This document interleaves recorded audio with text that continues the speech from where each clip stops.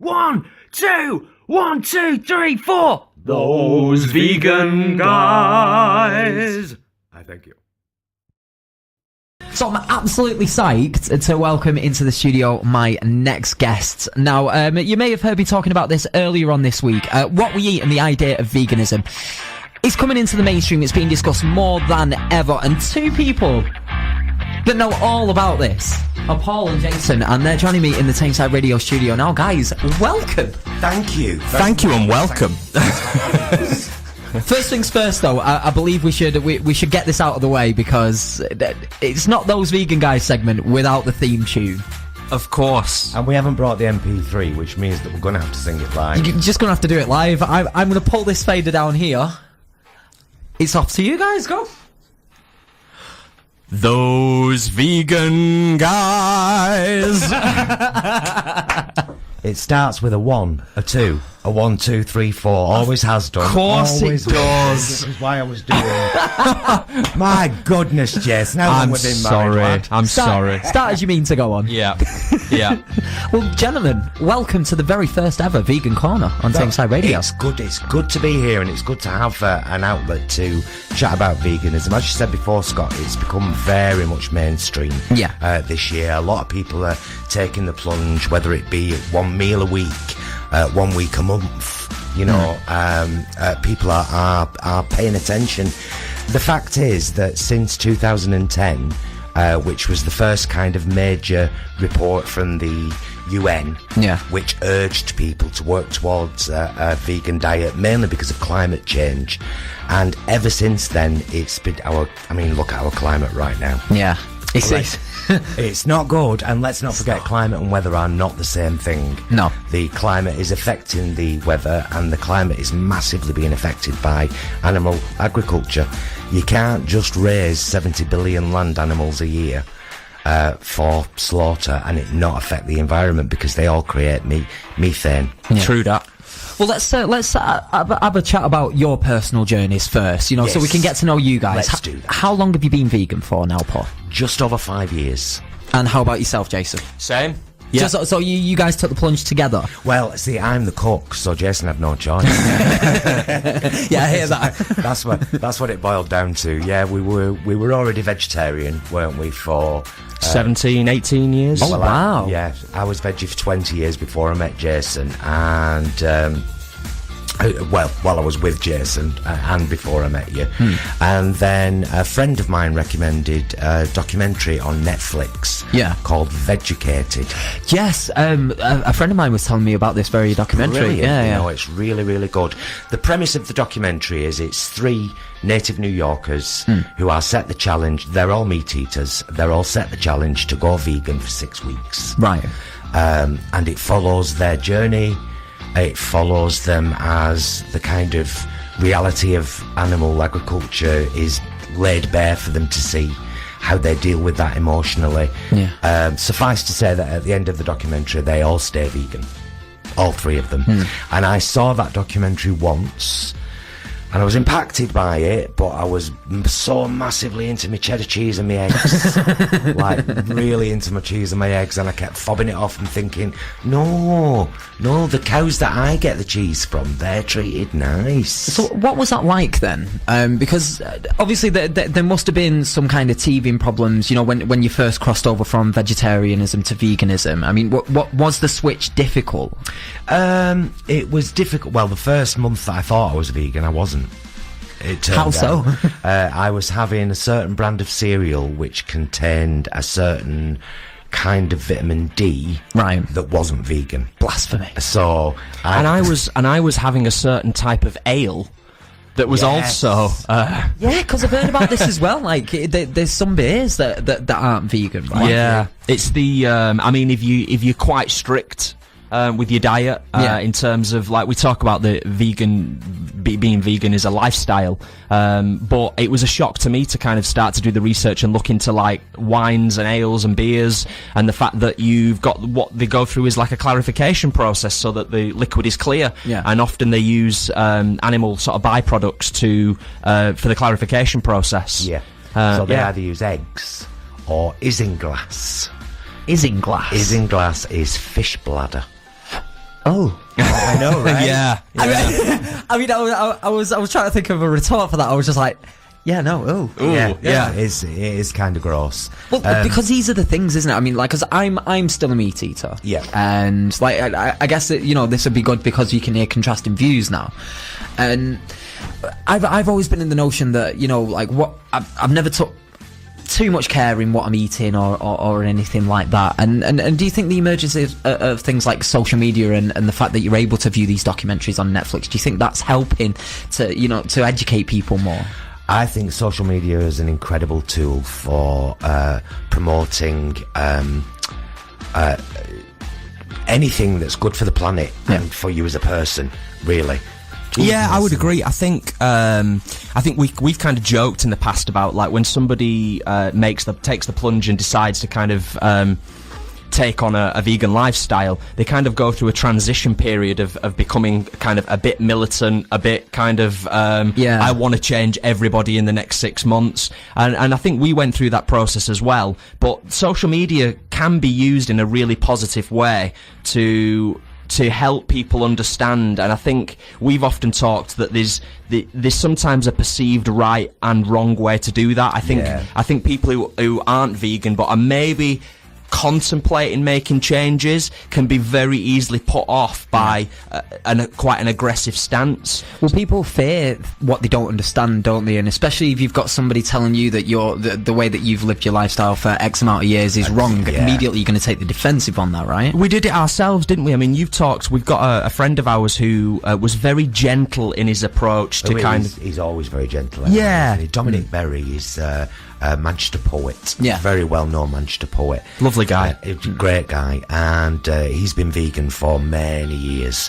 So before I watched Veganuary, and I'd put the post on Facebook and say, like, I've just had 2 boiled eggs and toast. And he'd say, have you looked into the companies, Paul? And I was like, says happy on the box. says happy eggs. So I'm assuming they're from Happy Chickens. And he kept urging me to just delve a bit deeper, look into it, research it. You know, I don't want to tell you too much about it because it's much better if you find out yourself. But you've got to want to. You've got to be willing to. Well, that's the thing, isn't it, Paul? I mean, because quite often people will just take things at face value and they read the word happy on the box and go, it's acceptable, isn't it? There we go. Yeah. But, they, without actually knowing the process behind it. Exactly. And there's a lot of the stuff that's completely normal and standard in animal agriculture that when I did realise, I was absolutely mortified. Can I give you an example? Sure, yeah. The egg industry, for example. So I thought, right, you've got Mildred and Dora and Ethel, these lovely chickens. And they're all dead happy and they live together and they cluck around and they lay eggs and, that's all fine. Yeah.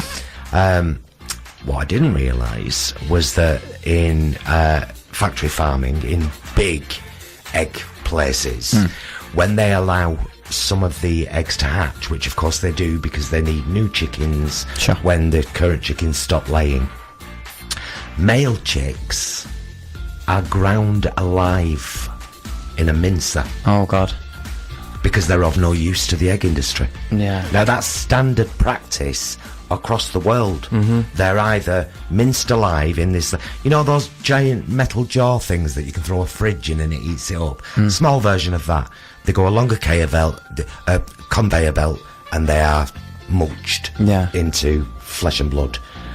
And as soon as I realised that's standard, though, that's not a cruel practice. No. That's actually, that's approved by the RSPCA as standard practice and pain-free and quick.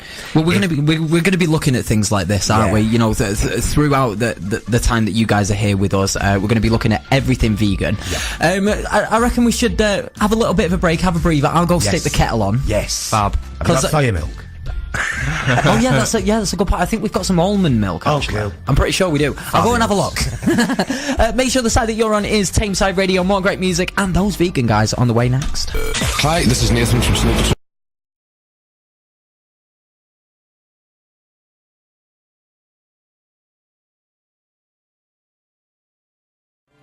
Just coming up to 12:30.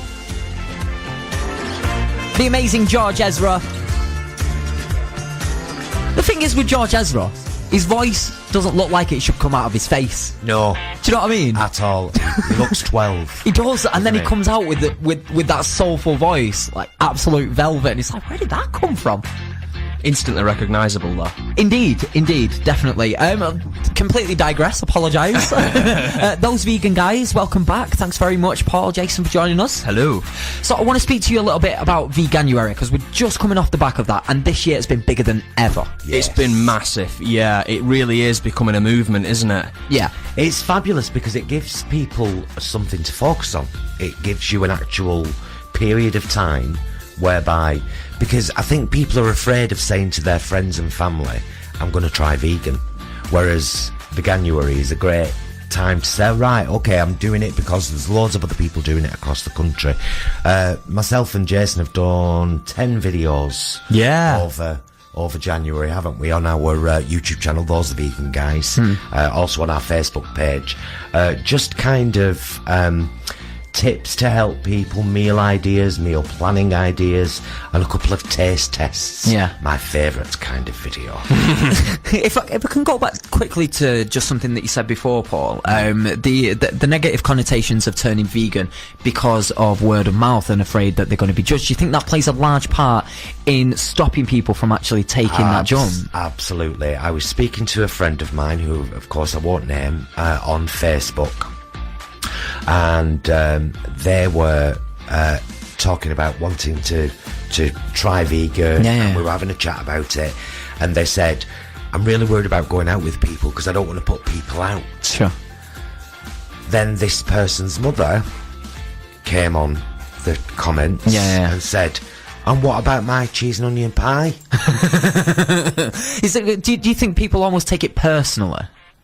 I think when it comes to situations like that, let's say, I don't think people like to be made to think about something that they don't want to think about, and when somebody's talking about it in front of them, it makes them feel like I have to acknowledge this now. I have to think about this, or I can't talk to you about it. It's like my mum, and I don't think she'll mind me referencing her, because I got a good relationship with my mum. But you're all right. Yeah, it's like occasionally, she kind of, if she's talking about something she's had to eat or the meal that they've had the night before or something, she almost like says it and then apologises for it. Which is kind of a weird thing, but I get it. I understand it, and it links in with what Paul was saying. And without getting too deep on a Friday afternoon, Feel Good Friday, guys. Remember? Yeah, Feel Good Friday, absolutely. Without getting too deep and meaningful about it, I think as a society as a whole, I think often we don't like to have a mirror held up to us. But that's kind of why we take the approach we do with our videos. We like to be as relaxed as possible. We like to be accessible, approachable. Well, we're just us. We don't attack anybody. We're not putting on a pretense. Yeah. We're not putting on any kind of... We're just two vegan guys that live in Oldham, who happen to be married, who love food, and who want to share that with people. Because I mean, trust me, I love my food. I love my food.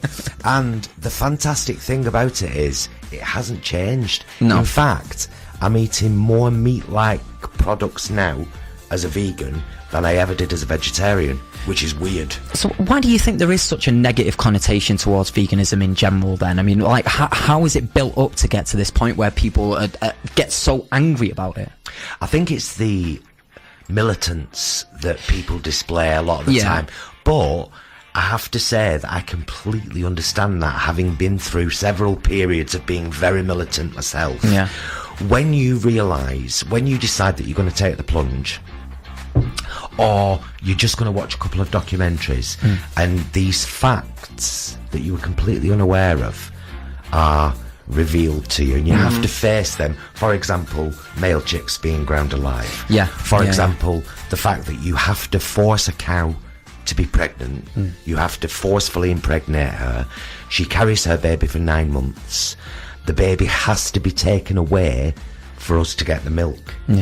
I honestly, even in 20 years of vegetarianism, and I feel such a fool saying this now, but this might hit home with someone out there, I honestly thought cows ate grass and made milk. But that's I was absolutely with that. I thought, of course. But of course, but that's a general consensus as well, milk. Isn't it? Yeah, like you don't think about it like that. And when you carry all this, when you first become vegan and you start to all these facts are revealed to you, it's a heavy burden to carry. And then you hear your friends saying, "Oh, I've just had a latte with spray cream on top," and you know where that cream came from. Yeah. And you know that cow's baby has probably been killed because they shoot male calves as well, usually within a couple of days of birth, in the head. Well, because there's no need to use them, right? No. Yeah. Well, they're useless to the dairy industry. Completely useless. So when you start to kind of take some of this stuff on board, number one, it's scary. Yeah. Number two, I think all of us as human beings, we are not great at change. Well, yeah, people fear what they don't understand. Yeah. You know, and that's the point. You know, but don't get angry. Yeah. Get informed, and don't get guilty either. That's a very important thing, because a lot of people think if I acknowledge this, then I have to carry the guilt that for 30 years, 40 years, 50 years, 20 years, however long they've been alive, I've been aware of that and not done anything. No, you weren't aware of it. If you were aware of it, you would have done something sooner about it. So I think we shouldn't carry that burden of guilt. Yeah. As soon as you acknowledge that you can do better, do better. And from that point on, only judge yourself from that perspective. Yeah. I'm doing better now. So if you're a meat eater out there and you know, you're listening to this conversation, you're kind of thinking, you know, I don't even know where to start. What would you recommend to someone that is looking to take that first step, but perhaps, you know, doesn't know what to do? I would say don't try and change your lifestyle too much. Look for alternatives for the things you love. If every Tuesday night you have sausage mash and mushy peas, mash and mushy peas vegan, easy. You can just use a vegan spread and a bit of milk to make your mash. Mushy peas are standard vegan anyway. Find a vegan sausage you really like. On Tuesdays you're still having sausage mash and mushy peas. But they even do like meat like burgers and like I saw Tesco doing steaks the other day as well. I was like, oh, have you not tried one yet? Well, my girlfriend's vegan. Yes. So obviously she loves her shopping trips. because of the amount of variety that she has in, well, let's say in relation to 3-4 years ago. You know, you wouldn't have nearly half as much as you've got now. Incredible. And I promise you, like when she'll cook things with corn, or well, she can't use corn because they don't have vegan mince. But you know what I mean? Like, I mean, that's an alternative. A soya mince. Exactly. You cannot tell the difference at all. That's the thing. And we've made meals we have a family meal once a month. Jason's mum, dad and sister come down. My mum comes up. So the 6 of us. So everyone gets together. It's always, everything's vegan. And they absolutely love it. We've done shepherd's pie. When we did the shepherd's pie with soya mince, they all said, this is beautiful. It was amazing. This is really good food. And there's a lot more positivity now around it. I mean, you've got so many companies now, you've got so much choice. I think people are naturally just becoming more aware. We're seeing stories, a mate of mine, but there's documented stories all over the world of people like reversing type 2 diabetes with diet and exercise. And, you know, I've got a guy that I know that's a friend of ours for years, and he's really suffered with his type 2 diabetes. He wouldn't class himself as vegan, but he's living virtually a vegan lifestyle in terms of what he eats, and he's reversed his type 2 diabetes. So the long-term health benefits. Yeah, so even if people aren't doing it necessarily for the animals, there's some people out there that might not even necessarily want to do it for the planet and the environment. Some people just want to do it because they're going to feel better. They're going to feel better. They're going to have a spring in the step. They're going to be less sluggish. They're putting really good, wholesome, tasty food in their bodies. And then what you put in your body affects your brain. And then your brain's working better and everything's working better. Completely agree. Couldn't have put it any better myself, mate. Absolutely awesome. You guys are going to stick around for a little bit longer, yeah? Yeah, awesome. Fantastic. Well, we're only 7 minutes late today, but it's not too unusual. Sorry, Scott. It's your fault. No, honestly, this happens every single day. Time to cross over to radio's favourite family on 103.6 FM. I am, of course, talking about the Bradshaws, yeah. Celebrating a decade of positive vibes on 103.6 FM. Sam Smith and Normani dancing with a stranger on Tameside Radio. I'm in the studio with those vegan guys. Jason's just dancing in front of the camera. Aye, mate. Aye. That was not dancing, Scott. I was dancing. That's my dancing. No. It's better than any moves that I've got, trust me. That was some kind of baboon imitation. Yeah, it was a gibbon. Way. So, those vegan guys, that brings an end to our very, very first segment here. Well, you know what, Scott? And I'm going to say this in a right northern voice because I'm from North. Go as you on, know. then. Oh, aye. I've right enjoyed this then. I've really enjoyed you having you as well, you know. You're back with us every first Friday of the month, right? Which is going to be great, yeah. And can we encourage your listeners that if anybody's got any questions or they need any tips Yes. or anything, ask us on the Tameside Radio Facebook page or Twitter, Yeah. and we'll make sure that on the next show we've got some answers for you. Absolutely, that's a great idea, Paul. If you do have any questions at all for those vegan guys, you can get in touch via email, studio@tamesideradio.com. You can also give us a text as well. 82228 is the number that you need, starting your message with the word Tameside. Texts do cost 10 pence plus your standard network rate. And like Paul said, if you do want to get in touch for free, just get yourself over to our Facebook page, type Tameside Radio into the search bar, absolutely smash that like button, and come and say hello. As well as that, while you're going through your social medias, get those vegan guys on YouTube. You just type in those vegan guys, right? Yeah, pretty much. Yeah. Pretty much. We're on YouTube, Twitter, Instagram, Facebook. We're taking over the world. All your favourites. Well, guys, all the best for the weekend. I'll probably see you tonight. Yeah, I think so. Fantastic. Yeah. And I'm going to see you Monday as well. Yeah, I'll be back on Monday in sort of slightly more work-related mode. But it's been an absolute pleasure. Thanks for having us on, great. Scott. It really has. Cheers, Brilliant. Scott. See you next month. Tameside's home of more variety. Brings an end to the first one, guys. Well done. Yay! I'm gonna have to pinch you for a cheeky Look. photo for the sun. There's Scott. Hello. Just so you can see Scott as well. I'm looking absolutely terrible. Sorry. Yes. We had to get Scott in there as well for the video, definitely. You got to put a face behind the name. Yeah. Bye. Bye.